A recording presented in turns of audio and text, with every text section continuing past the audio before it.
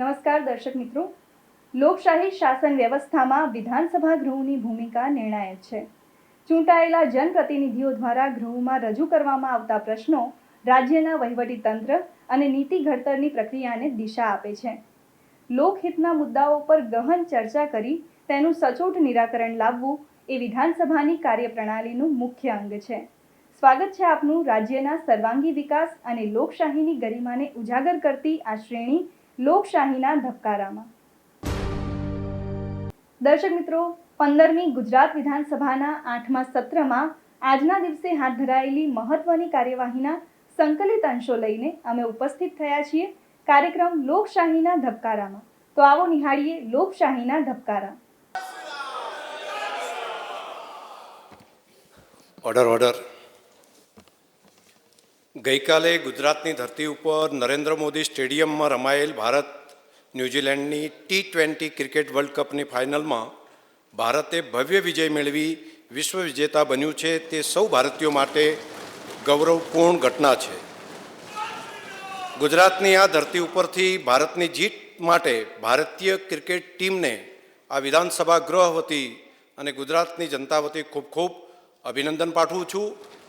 અને આપણા માટે આનંદનો વિષય એ હતો કે ગઈકાલે એ વિજયની ક્ષણે દેશના ગૃહમંત્રીશ્રીની અમિતભાઈ શાહ સાહેબની સાથે સાથે આપણા ગૃહના નેતા ભૂપેન્દ્રભાઈ પટેલ સાહેબ પણ ઉપસ્થિત રહ્યા હતા અને એમણે એમને વધાવ્યો. એના માટે તમને બધાને હૃદયથી ખૂબ ખૂબ અભિનંદન. પ્રશ્ન ક્રમાંક 1 માન્ય શ્રી કાંતિભાઈ ખરાડી. માન્ય અધ્યક્ષશ્રી, મારે ન્યૂ ગુજરાત પેટર્નની અંદર જે પ્રશ્નો પૂછવામાં આવ્યો છે એમાં મંત્રીશ્રીએ જવાબ આપ્યો છે. દાંતા અમીરગઢ વિસ્તારની અંદર જંગલ જમીન આદિવાસીઓને કેટલીઓ અરજી મળી છે આદિવાસીઓની, ને એમાંથી કેટલી અરજીઓ નિકાલ કર્યો છે, કેટલી પેન્ડિંગ છે, એ ક્યારે નિકાલ કરવા માંગુ છું? માન્ય અધ્યક્ષશ્રી, જે અરજીઓ 2 આવેલી હતી એ અરજીનો જવાબ અપાઈ ગયા છે.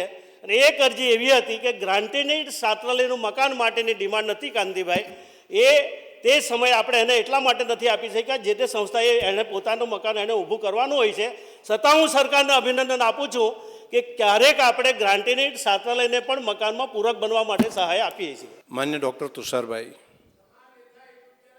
માન્ય અધ્યક્ષશ્રી, મંત્રીશ્રીએ ગ્રાન્ટીન એઇડ સંસ્થાનો ઉલ્લેખ કર્યો છે તો પૂછવા માગું છું, કારણ કે ગ્રાન્ટીન એઇડ સંસ્થામાં ઉત્તર બુનિયાદી આશ્રમ શાળા હાઈસ્કૂલથી માંડીને બધી જ સંસ્થાઓ જે આદિવાસી વિસ્તારમાં કાર્યરત હોય છે આવી જાય છે. તો આવી જે સંસ્થા છે જે આર્થિક રીતે પગભર ના હોય, સદ્ધર ના હોય, તો એમાં શિક્ષણનું વિકાસ અટકી જાય છે. એ બાબતમાં સરકાર કોઈ વિચારવા માગે છે કેમ?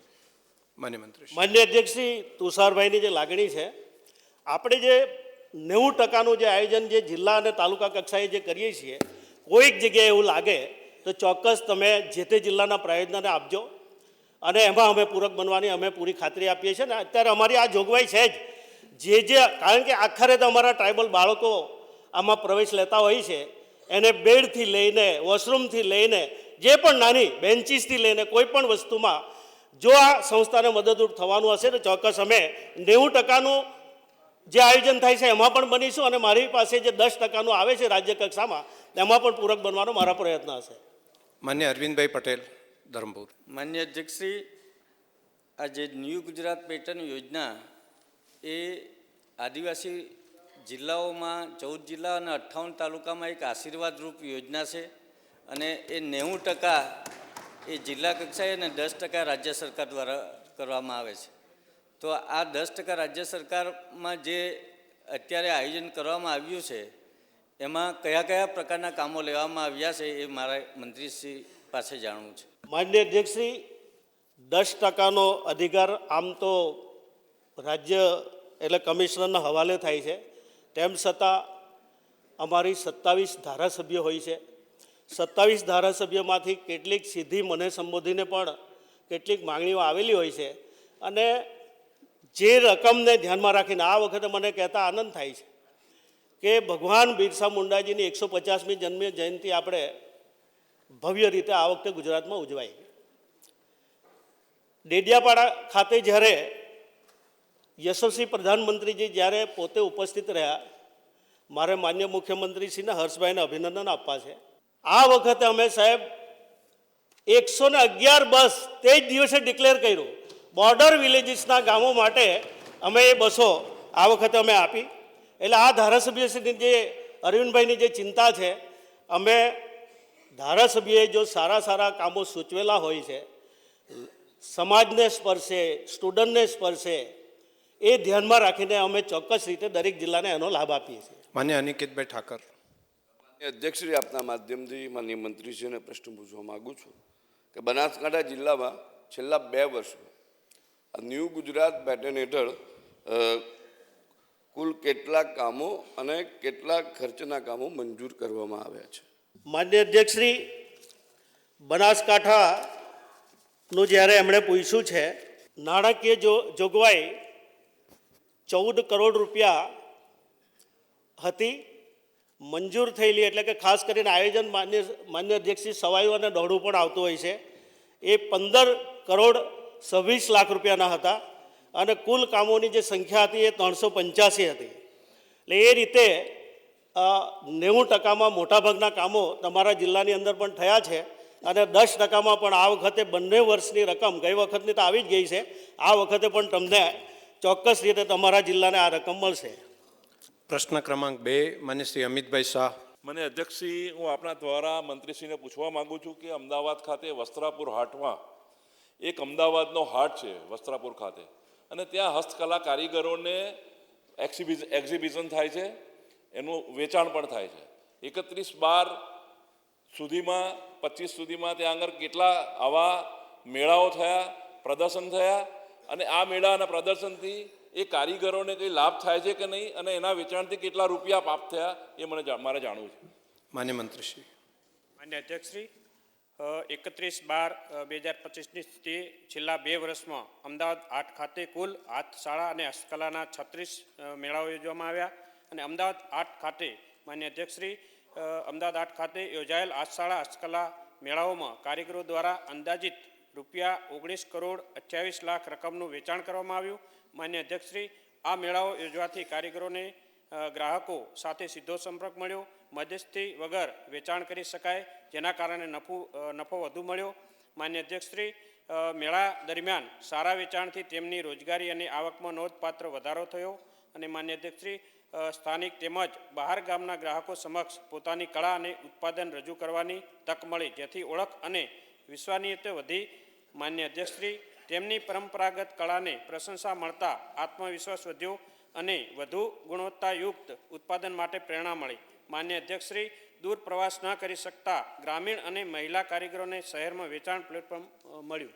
શ્રીમતી કંચનબેન રાદડિયા. માનનીય અધ્યક્ષશ્રી, હું આપના માધ્યમથી માનનીય મંત્રીશ્રી પાસે જાણવા માગું છું કે ઇન્ડેક્સ સી દ્વારા કારીગરોને સ્ટોલની ફાળવણી કઈ રીતે કરવામાં આવે છે અને સ્ટોલનું ભાડું શું હોય છે? માન્ય અધ્યક્ષશ્રી, ઇન્ડેક્સ સી દ્વારા મેળા અંગેની ઓનલાઈન એપ્લિકેશન મેળા દીઠ કારીગરો પાસેથી ઓનલાઈન અરજીઓ મંગાવવામાં આવે છે. આવેલી અરજીઓ ઓનલાઈન ડ્રો કરી સ્ટોલ ફાળવણી કરવામાં આવે છે. અને વધુમાં કારીગરો પાસેથી પ્રતિદિન પ્રતિ સ્ટોલ રૂપિયા 236 GST સાથે ટોકન ભાડું વસૂલવામાં આવે છે. પ્રશ્ન ક્રમાંક 3, માન્ય શ્રી કેશાજી ચૌહાણ. માન્ય અધ્યક્ષશ્રી, આ કૃષિ વૈવિધ્યકરણ યોજના હેઠળ નાણાકીય જોગવાઈ કેવી રીતે કરવામાં આવે છે અને છેલ્લા 5 વર્ષની અંદર એની પાછળ કેટલો ખર્ચ થયો છે અને કેટલા લાભાર્થીઓને આનો આપણે લાભ આપવામાં આવ્યો છે, હું આપના મારફત મંત્રીશ્રી પાસે જાણવા માગું છું. માન્ય મંત્રીશ્રી. માન્ય અધ્યક્ષશ્રી, મને જણાવતા આનંદ થાય છે કે મારા આદિવાસી ભાઈઓ માટે આ યોજના છેક છેવાડાના માનવી સુધી પહોંચાડી છે. સરકારશ્રીનો અને માન્ય મુખ્યમંત્રીશ્રીનો આભાર માનું છું. જ્યારે આ યોજના હેઠળ આદિજાતિ વિકાસ વિભાગ વનબંધુ કલ્યાણ યોજના હેઠળ 19 અંતર્ગત સરકાર દ્વારા ચાલુ બાબત તરીકે દર વર્ષે ગ્રાન્ટ ફાળવવામાં આવે છે. આ ઉપરાંત આવશ્યકતા અનુસાર સરકારશ્રી પુરસ્કૃત આર્ટિકલ 275(1) હેઠળ ગ્રાન્ટની માગણી કરવામાં આવે છે. યોજના હેઠળ છેલ્લા 5 વર્ષમાં 169.72 કરોડના ખર્ચે કુલ 4,55,242 લાભાર્થીઓને લાભ આપવામાં આવ્યો છે. માનનીય અધ્યક્ષશ્રી, કૃષિ વૈવિધ્ય યોજના હેઠળ ઓનલાઈન પોર્ટલના માધ્યમથી બિલકુલ પારદર્શી રીતે અમલીકરણ થાય છે. આદિજાતિ ખેડૂતો દ્વારા ઓનલાઈન અરજીઓ મંગાવવામાં આવે છે. ભૌગોલિક પરિસ્થિતિના આધારે વિચારણા કરવામાં આવે છે અને તાલુકા કક્ષાએ પદાધિકારીઓની હાજરીમાં પારદર્શી રીતે કૃષિની કીટનું વિતરણ કરવામાં આવે છે. પ્રશ્ન ક્રમાંક 4 માન્ય શ્રી અરવિંદભાઈ રાણા. માનનીય અધ્યક્ષશ્રી, મારે મંત્રીશ્રી પાસે જાણવું છે કે સુરક્ષા સેતુ યોજના અંતર્ગત સ્ટુડન્ટ પોલીસ કેડેટ નીતિ અમલીકરણના મુખ્ય હેતુઓ કયા કયા છે અને સ્ટુડન્ટ પોલીસ કેડેટની પસંદગી શાળામાં કેવી રીતે કરવામાં આવે છે? માનનીય અધ્યક્ષશ્રી, દેશના યશસ્વી વડાપ્રધાન આદરણીય મોદી સાહેબે કાયમિક માટે કીધેલું છે કે બાળકોની તો ચિંતા કરવી, પણ સાથોસાથ આપણા બાળકોને યોદ્ધા પણ બનાવવા જોઈએ. એ અનુસંધાને માનનીય અધ્યક્ષશ્રી, સ્ટુડન્ટ પોલીસ કેડેટ નીતિનો મુખ્ય હેતુ બાળકોને શરૂઆતથી જ કાયદા પ્રત્યે માન, કૌશલ્ય, વિકાસ, સ્વશિસ્ત, આદર્શ, નાગરિકતા, બિનસાંપ્રદાયિકતા, સમાજ પ્રત્યે તમામ વર્ગને પ્રત્યે સહાનુભૂતિ અને સામાજિક અનિષ્ટો સામે પ્રતિકાર જેવા ગુણોનું ઘડતર થાય અને આપણા રાજ્યના ભવિષ્ય એવા આ બાળકોને લોકશાહી અને સમાજને જવાબદાર નાગરિક તરીકે તેમને જવાબદારીનું વહન કરે. માનનીય અધ્યક્ષશ્રી, રાજ્ય સરકાર અથવા અધર સરકારી શાળાઓમાં પસંદગી કરે તે શાળાઓના ધોરણ 8 અને ધોરણ 9ના વિદ્યાર્થીઓને સ્ટુડન્ટ પોલીસ કેડેટની પસંદગી કરવામાં આવે છે. માનનીય અધ્યક્ષશ્રી, સ્ટુડન્ટ પોલીસ કેડેટ સ્કૂલ 2 વર્ષની તાલીમ આપવામાં આવે છે, જેમાં પ્રથમ વર્ષમાં વિદ્યાર્થીઓને જુનિયર કેડેટ્સ અને બીજા વર્ષમાં વિદ્યાર્થીઓને સિનિયર કેડેટ્સ તરીકે ઓળખ આપવામાં આવે છે. માનનીય અધ્યક્ષશ્રી, એક બેન્ચમાં 44 કેડેટ્સ હોય છે, જેમાં 22 વિદ્યાર્થીઓ અને 22 વિદ્યાર્થીઓની એક પ્લાટૂન બનાવવામાં આવે છે. માનનીય અધ્યક્ષશ્રી, આ પ્રકારની આ યોજનાની વ્યવસ્થા કરવામાં આવે છે. માન્ય શ્રી પ્રવીણભાઈ ઘોઘરે. આપના માધ્યમથી મંત્રીશ્રીને પૂછવા માગું છું, સ્ટુડન્ટ પોલિસી કેડેટ યોજના હેઠળ કયા કયા પ્રકારની તાલીમ આપવામાં આવે છે અને કેટલા સમય માટે આપવામાં? માનનીય અધ્યક્ષશ્રી, સ્ટુડન્ટ પોલીસ કેડેટ યોજના હેઠળ 2 પ્રકારની તાલીમ આપવામાં આવે છે. એમાં ઇન્ડોર તાલીમ અને આઉટડોર તાલીમ. માનનીય અધ્યક્ષશ્રી, ઇન્ડોર તાલીમમાં પોલીસ દ્વારા ગુનાઓનું નિવારણ કઈ રીતે કરવામાં આવે છે અને તેનું નિયંત્રણ કરવા સારું પોલીસ દ્વારા શું કામગીરી કરવામાં આવે છે તેની સમજ આપવામાં આવે છે. માનનીય અધ્યક્ષશ્રી, આ ઉપરાંત સામાજિક દૂષણો, મહિલાઓ અને બાળકોની સલામતી, ભ્રષ્ટાચાર સામેની લડાઈ જેવા વિષયો પર વક્તૃત્વ સ્પર્ધાનું આયોજન પણ કરવામાં આવે છે. માનનીય અધ્યક્ષશ્રી, આઉટડોર તાલીમમાં વ્યસન મુક્તિ, સ્વચ્છતા અભિયાન, માર્ગ સલામતી અને ટ્રાફિક જાગૃતિ, પર્યાવરણની જાળવણી, વૃક્ષારોપણ જેવા કાર્યક્રમો હાથ ધરી વિદ્યાર્થીઓમાં જાગૃતતા લાવવામાં પણ આવે છે. માનનીય અધ્યક્ષશ્રી, આ ઉપરાંત વિદ્યાર્થીઓને પરેડ, ફિલ્ડ વિઝિટ, યોગ, વ્યાયામ, રમતગમતનું આયોજન, એડવાન્સર તાલીમનું આયોજન કરી અને શારીરિક અને માનસિક રીતે સક્ષમ પણ બનાવવામાં આવે છે. એવી જ રીતે માનનીય અધ્યક્ષશ્રી, સ્ટુડન્ટ પોલીસ કેડેટ યોજના હેઠળ દર અઠવાડિયામાં 4 ક્લાસ ઇન્ડોર અને તાલીમ આપવામાં આવે છે, તેમજ 4 ક્લાસ આઉટડોર એ પ્રકારની તાલીમ આપવામાં આવે છે. પ્રશ્ન ક્રમાંક 5 શ્રીમતી ગીતાબા જાડેજા. માનનીય અધ્યક્ષશ્રી, હું આપના માધ્યમથી મંત્રીશ્રી પાસે જાણવા માગું છું કે તારીખ 1/1/2025થી 31/12/2025 સુધીના સમયગાળામાં શ્રી વાજપાઈ બેન્કેબલ યોજના અન્વયે રાજકોટ જિલ્લા પૈકી મારા વિધાનસભા મત વિસ્તાર ગોંડલ તાલુકામાં કેટલી લોન અરજીઓ આવેલી છે, કેટલી લોન અરજીઓની ભલામણ થયેલ છે, તેમજ કેટલી લોન અરજીઓ મંજૂર થયેલી છે? મંત્રીશ્રી. માન્ય અધ્યક્ષશ્રી, તારીખ 1/1/2025થી તારીખ 31/12/2025 સુધી સમયગાળામાં શ્રી વાજપાઈ બેન્કેબલ યોજના અન્વયે ગોંડલ તાલુકામાં 321 લોન અરજીઓ મળેલ. આ તમામ લોન અરજીઓની ભલામણ બેંકને કરવામાં આવેલ, જ્યારે કુલ 240 લોન અરજીઓ બેંક દ્વારા મંજૂર કરવામાં આવેલ છે. અને દર્શિતાબેન શાહ. માન્ય અધ્યક્ષશ્રી, ગત 2025થી અત્યાર સુધીમાં આ વાજપાઈ બેન્કેબલ યોજના અંતર્ગત ગુજરાત રાજ્યે 160% પણ વધારે સિદ્ધિ હાંસલ કરી છે અને એનાથી પણ વિશેષ અત્યાર સુધીમાં 42,000 લોકોએ આનો લાભ લીધો છે અને અંદાજિત 400 કરોડથી પણ વધારેની સબસિડી આપવામાં આવી છે. એટલે માન્ય અધ્યક્ષશ્રી, હું આપના માધ્યમથી માન્ય મંત્રીશ્રીને પૂછવા માગું છું કે આ યોજના અંતર્ગત હવે આમાં કોઈ સબસિડીમાં આપ વધારો કરવા માંગો છો કે કેમ? માન્ય અધ્યક્ષશ્રી, આ યોજનામાં અગાઉ રૂપિયા 8 લાખની મહત્તમ લોન મર્યાદા સામે રૂપિયા 1,25,000ની મહત્તમ સબસિડી સહાય આપવામાં આવતી હતી, પણ સરકારશ્રીના તારીખ 9/5/2025ના ઠરાવથી લોન મર્યાદામાં 8 લાખથી વધારીને રૂપિયા 25 લાખ તથા મહત્તમ સબસિડી સહાય રૂપિયા 1,25,000થી વધારી જનરલ કેટેગરી માટે રૂપિયા 3,75,000 તથા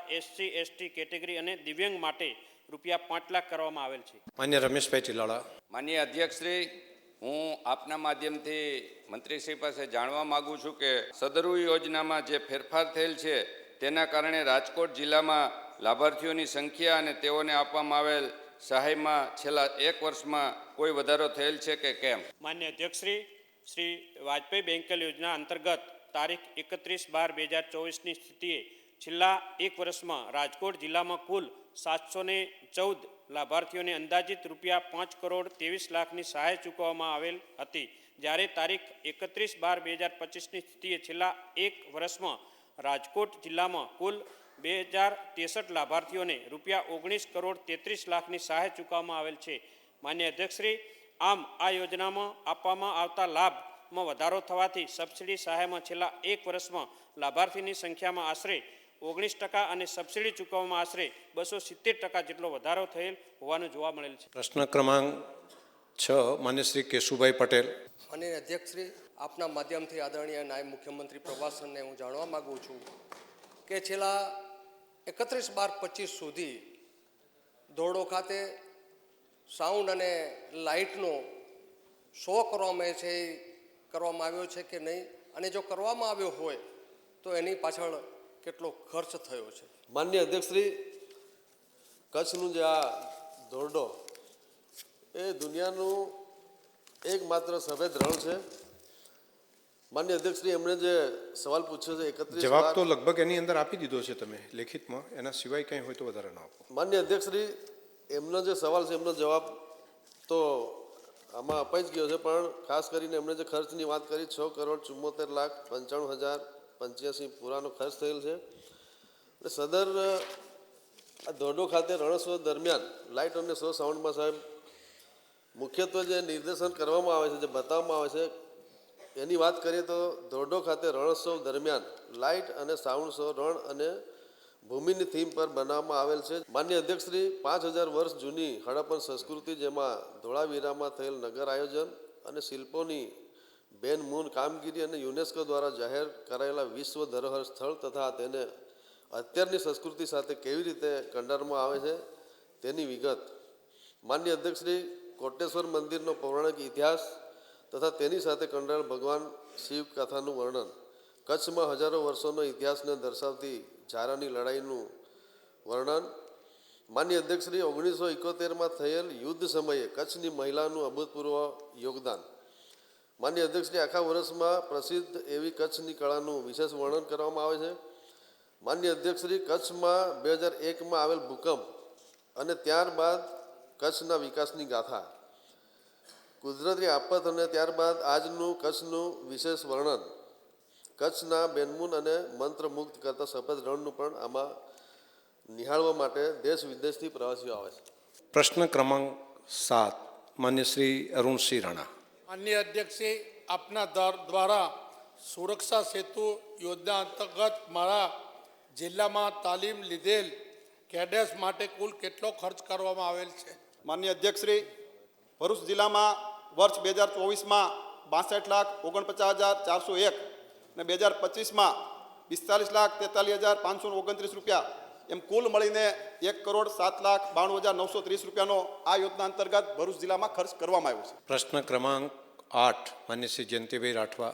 માન્ય અધ્યક્ષશ્રી, આપણા મારફતે માન્ય મંત્રીશ્રી પાસે જાણવા માગું છું કે છોટાઉદેપુર જિલ્લામાં સ્વૈચ્છિક સંસ્થા સંચાલિત ગ્રાન્ટ ઇન એડ છાત્રાલય યોજના અંતર્ગત છેલ્લા 3 વર્ષમાં કેટલી નાણાકીય જોગવાઈ કરવામાં આવી અને વર્ષવાર આ યોજનાનો કેટલા વિદ્યાર્થીઓને લાભ આપવામાં આવ્યો માન્ય અધ્યક્ષશ્રીએ માન્ય મંત્રી પાસે જાણવું છે. માન્ય અધ્યક્ષશ્રી, વર્ષ 2023-24માં 128 કરોડ રૂપિયાની માતબર રકમ આ યોજના હેઠળ વાપરવામાં આવી અને જેમાં કુલ 5,06,087 વિદ્યાર્થીઓને લાભ આપવામાં આવ્યો. 2024-25માં ઉક્ત યોજના હેઠળ 165.45 કરોડની જોગવાઈ કરવામાં આવી અને ટોટલ 47,555 વિદ્યાર્થીઓને લાભ આપવામાં આવ્યો. માનનીય અધ્યક્ષશ્રી, 2025-26માં ઉક્ત યોજના અંતર્ગત 111.38 કરોડની જોગવાઈ કરવામાં આવી અને એમાં કુલ વિદ્યાર્થીઓ 56,453 વિદ્યાર્થીઓએ લાભ લેવામાં આવ્યો. માનનીય અધ્યક્ષશ્રી. માન્ય અભિષેકભાઈ તડવી.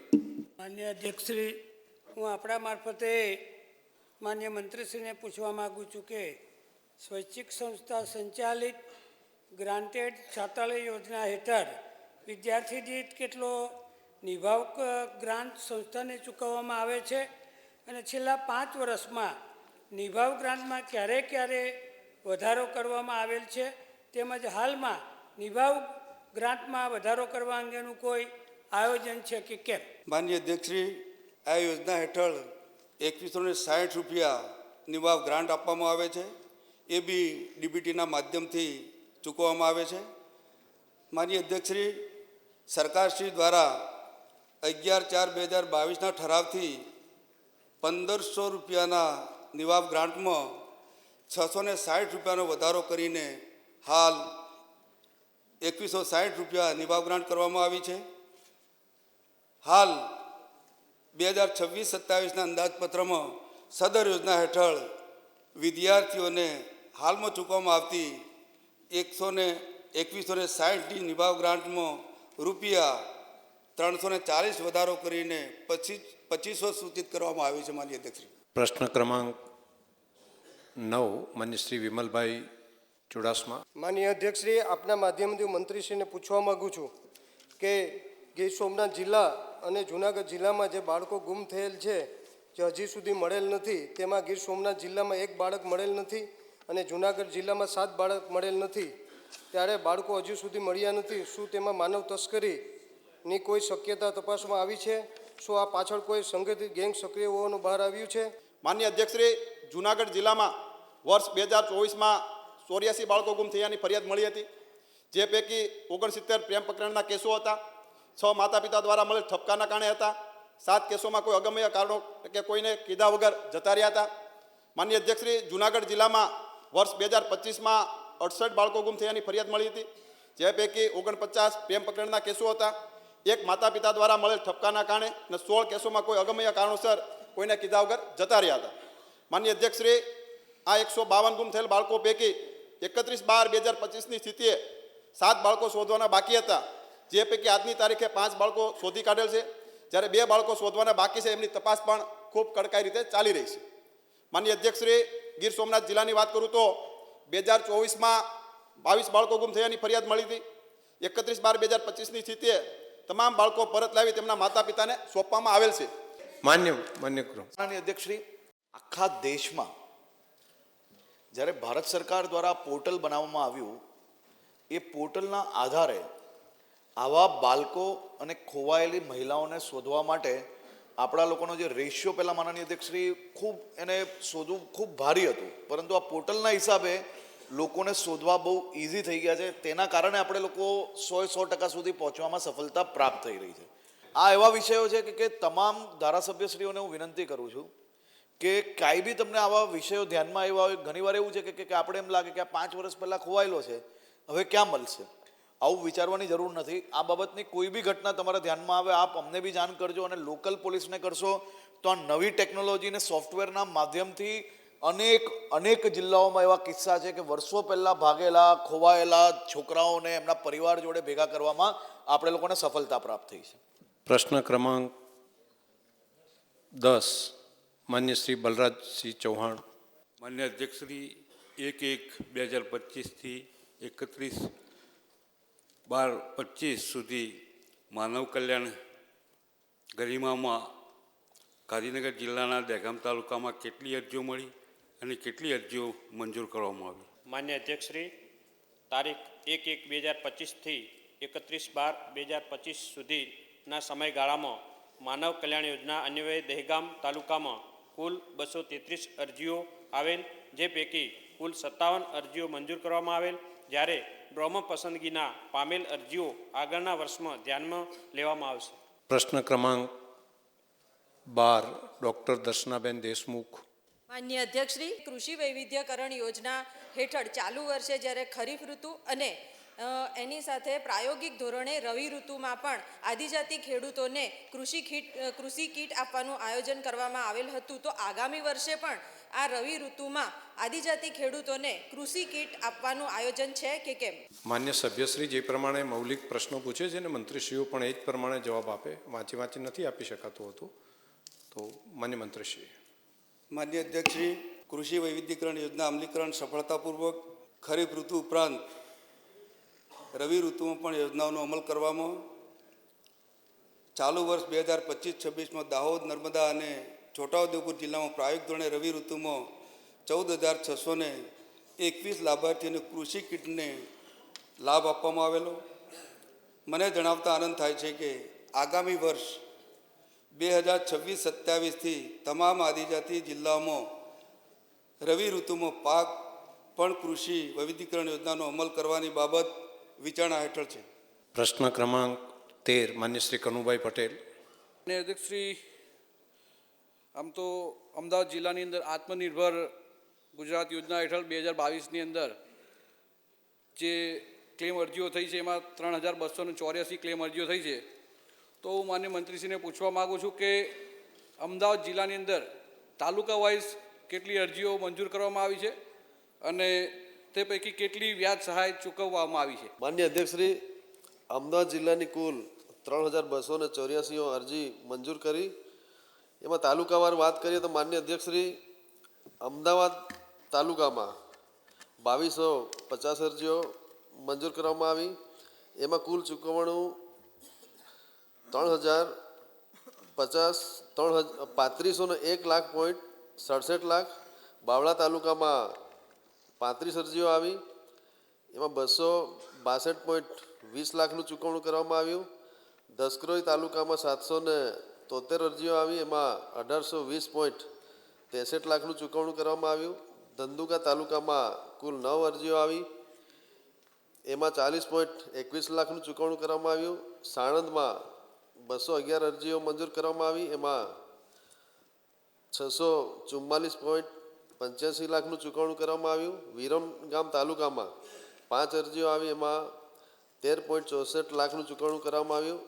આમ કુલ 6,283 20,000નું ચૂકવણું કરવામાં આવ્યું. માન્ય કિરીટસિંહ ડાભી. અધ્યક્ષશ્રી, આપના માધ્યમથી હું માન્ય મંત્રીશ્રી પાસે જાણવા માગું છું કે હાલ અમદાવાદ જિલ્લામાં કુલ કેટલા સૂક્ષ્મ, લઘુ અને મધ્યમ એકમો નોંધાયેલા છે? માન્ય અધ્યક્ષશ્રી, અમદાવાદ જિલ્લામાં 2/3/26ની સ્થિતિએ કુલ 5,99,425 એકમોની નોંધણી થયેલ છે. એમાં સૂક્ષ્મ ઉદ્યોગોની વાત કરીએ તો 5,85,178 એકમોની નોંધણી થયેલ છે. લઘુ ઉદ્યોગોની વાત કરીએ તો 13,029 એકમોની નોંધણી થયેલ છે. મધ્યમ ઉદ્યોગોની વાત કરીએ તો 1,218 એકમોની નોંધણી થયેલ છે. માન્ય અધ્યક્ષશ્રી, આમ નોંધણીની પ્રક્રિયાની વાત કરીએ તો ભારત સરકારના ઉદ્યમ નોંધણી પોર્ટલ પર ઓનલાઈન MSME ઉદ્યોગોની નોંધણી કરવામાં આવે છે. ઉદ્યમ નોંધણી માટેની પ્રક્રિયા સંપૂર્ણપણે પેપરલેસ છે. તે માટે કોઈ પણ પ્રકારના દસ્તાવેજ અપલોડ કરવાની જરૂર રહેતી નથી. ઉદ્યમ નોંધણી કરવા માટે કોઈ ફી પણ લેવામાં આવતી નથી. તો દર્શક મિત્રો, ફરી મળીશું. ત્યાં સુધી રજા આપશો. નમસ્કાર.